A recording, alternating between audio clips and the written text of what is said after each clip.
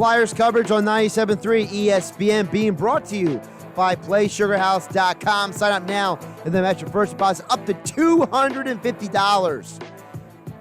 Real-time casino games, sports betting, and more at PlaySugarHouse.com. Must be 21 in order to play. Gambling problem? Call 1-800-GAMBLER.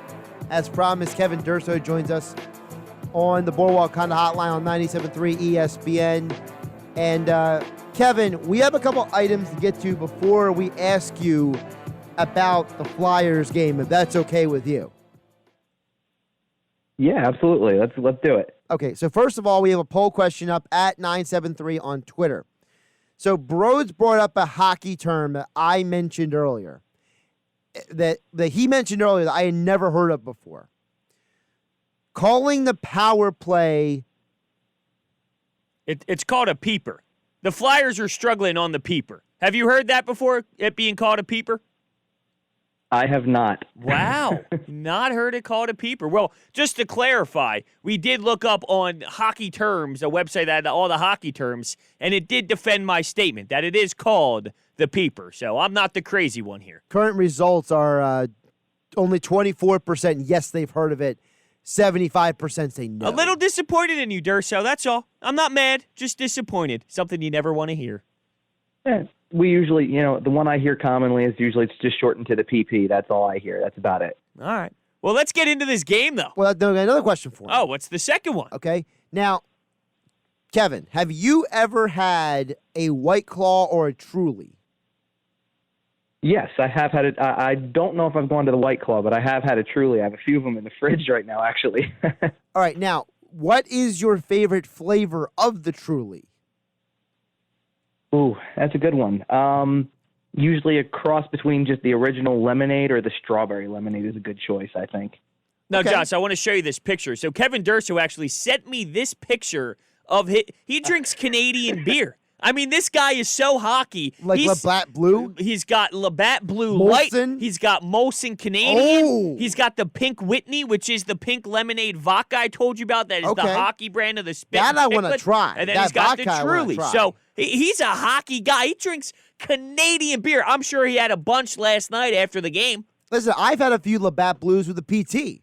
Oh, that screams PT for sure. Well, that's what you got to drink when the Flyers win a beauty in Game 6 in overtime. See, I really want to try that vodka. You've told me that vodka a couple times. I really want to try that. How's the vodka, Kevin? It's outstanding. You got to be careful with it because you'll fall down that hole really quickly if you get too deep into it. It's so good. All right, so now we got all of the important stuff out of the way. Let's get to the Flyers win last night in double overtime. And, of course, Kevin's article is up right now, 973ESPN.com, his 5 takeaways from the game last night.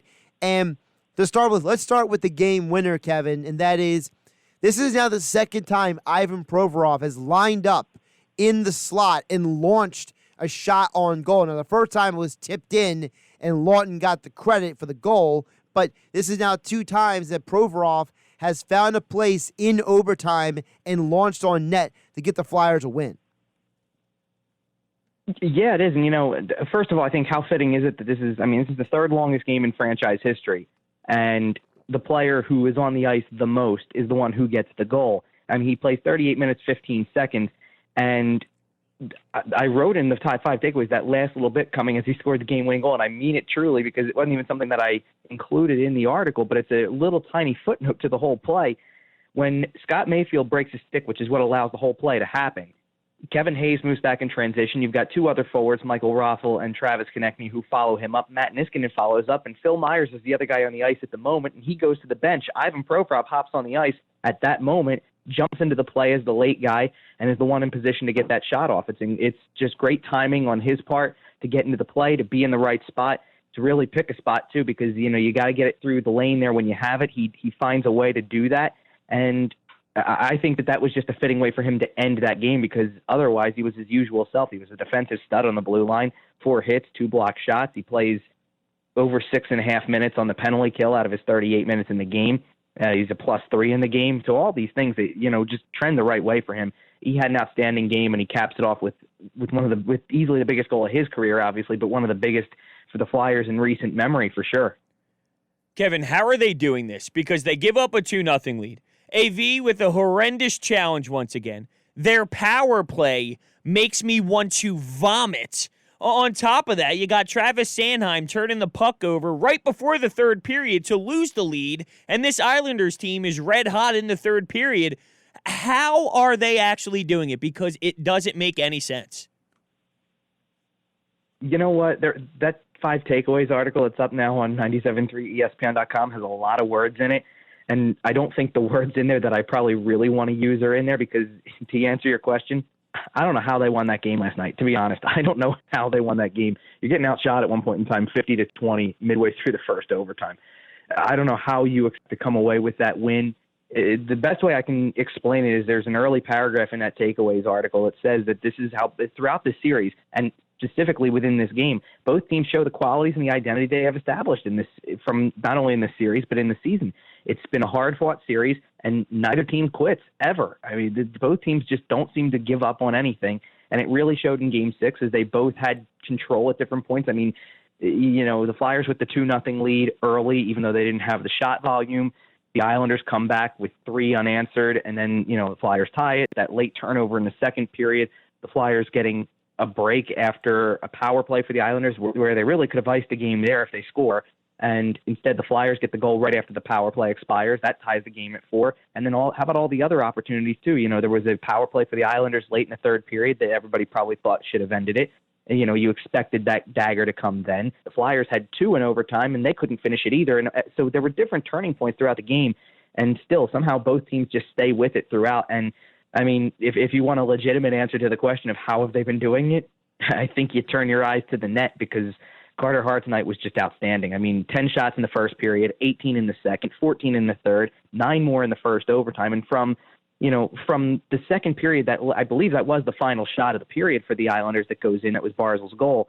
And then after that, he stops the next 25 that come in because that was it. From there, he didn't allow anything, and he was just outstanding. And, you know, for him to be in the company of some of the top goalies in franchise history already, in playoff wins, in this type of performance where you make 49 saves, you know, it's just incredible how easily he rises to the occasion. And, you know, early in the week when it was 3-1 in the series and you guys were asking me what's the key to getting back in the series if there is any, that's the guy I look to. He's the guy who seems to just give him a chance. And, you know, I thought Alain Vigneault had a great comment last night in his press conference where he said he's not going to apologize for great goaltending. And you don't have to. If you've got it, this is the time when you need it the most, and he showed up in a huge way, especially in that overtime. You know, one of the things with Hart as well is I think that it gets overlooked the fact that some of the goals that he let through in this series, you know, they haven't all been pretty, right? Some of them have been goals that he may or may not have had a better chance to stop if things were a little differently.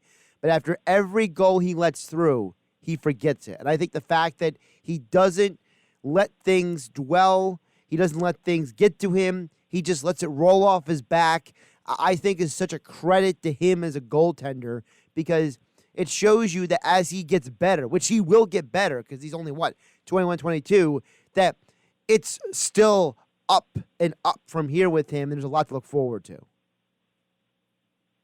Yeah, and I think the other thing that is big about this is that this is his first playoff appearance, you know, his first year in the playoffs. And he's gone through one full series, won a series, and he's going through this series. And I think we all kind of wondered what would happen once adversity hit. He had that game against Montreal in Game 2 where it wasn't perfect and he gets pulled, and that's where you start to think about what happens then. He comes back with 2 shutouts. How about in this series? Different times you're in net for a loss of some capacity. You come back and you're even better than you were before. And he's got all the right qualities, his poise, his determination, his mentality. And now I think we're seeing something that we hadn't had the chance to see yet, especially in crunch time in the playoffs, the ability to overcome adversity, not just within the game, but within a series as well. It gives this team a chance every single time. And I think that's the key thing.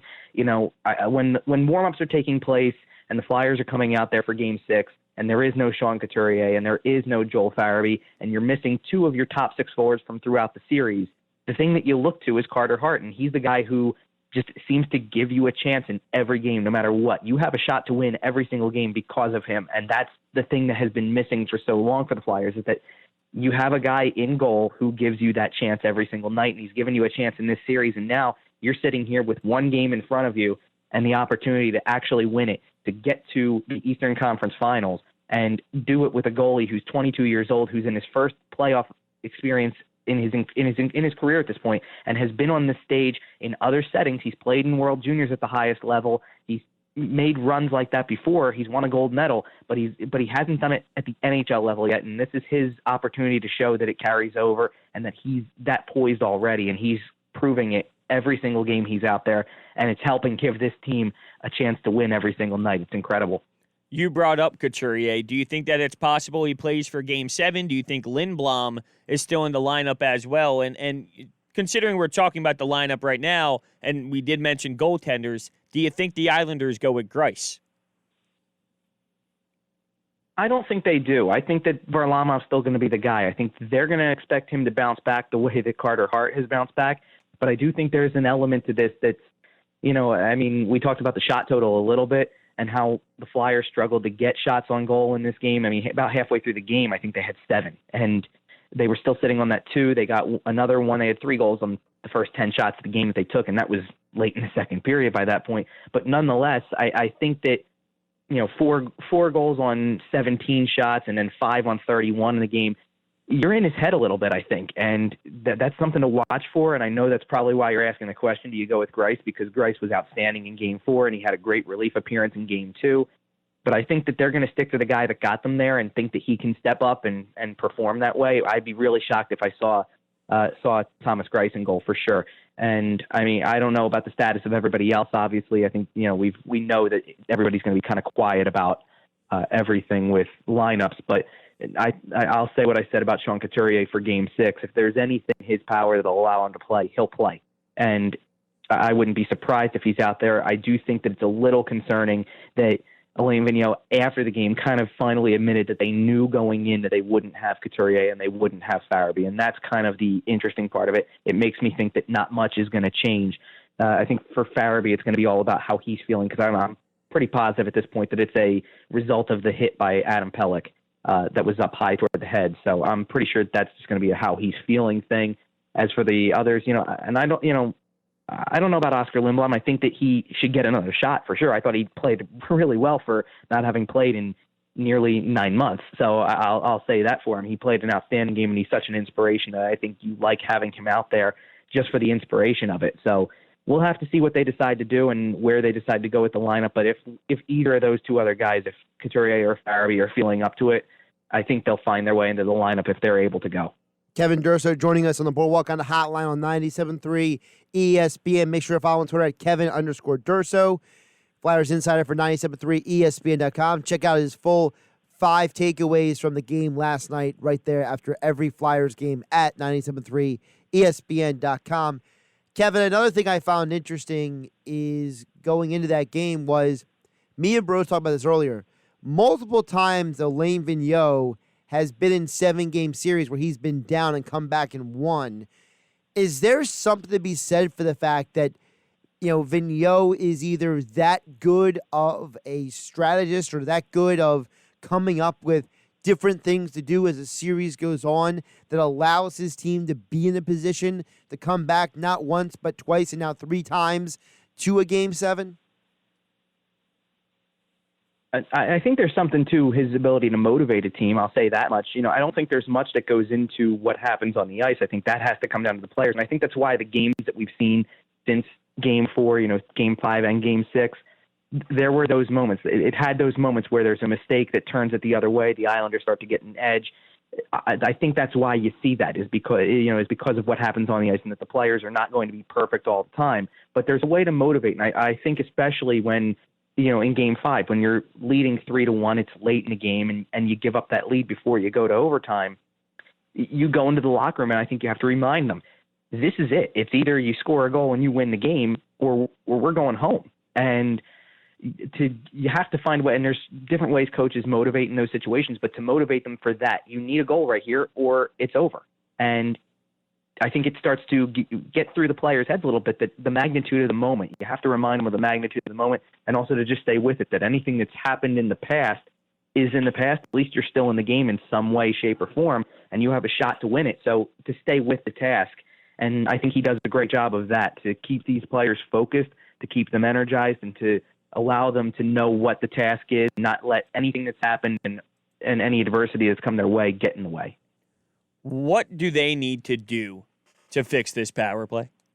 There is no word to describe how it makes me feel watching them play. It is to the point, and I'm not even joking, and that's the sad thing, and that's how you know how horrendous it really is. I want them to decline it. I don't even want them to take the power play. It's embarrassing. What can they possibly do? Because that could be the difference in Game 7.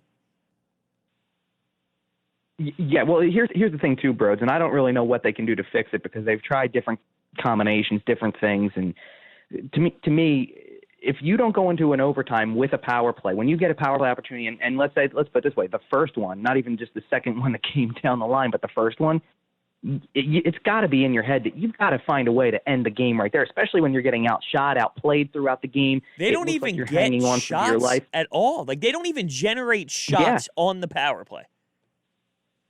In a lot of cases, the Islanders have been getting the better chances too, and that's even more frustrating. Like, you've got to find a way to get that desperation level in those situations, especially with a man advantage. And it's probably why, it's why we sit there and we think about the opportunities, the power play that the Islanders get with 2.5 minutes left in the third period, or the 40 seconds they had that started the second overtime. You're dreading those moments because that's a team that's made you pay for power plays and giving them that opportunity, and you can't take advantage of yours. It's been the biggest weakness of this postseason for the Flyers. It's been easily the biggest weakness because there are a number of games, even back to the round robin in the Montreal series and in this series, where one power play goal at the right time can change the whole dynamic of the game. It could put you ahead for good. And, like in overtime, it could win you the game. And you need to take advantage of those opportunities because it could make or break the series.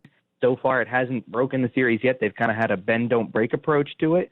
But in a Game 7, if you're handed the opportunity, you've got to take advantage. And, you don't have to score in every single power play, but, you've got to score on the ones that seem to be the most important. And I think you saw that, the Islanders did that. The one that gets handed to you for free off of a lost challenge is the one that they score on. Because it's a spot in the game where the momentum is shifting, you just scored a goal and you're handed another opportunity and you take advantage.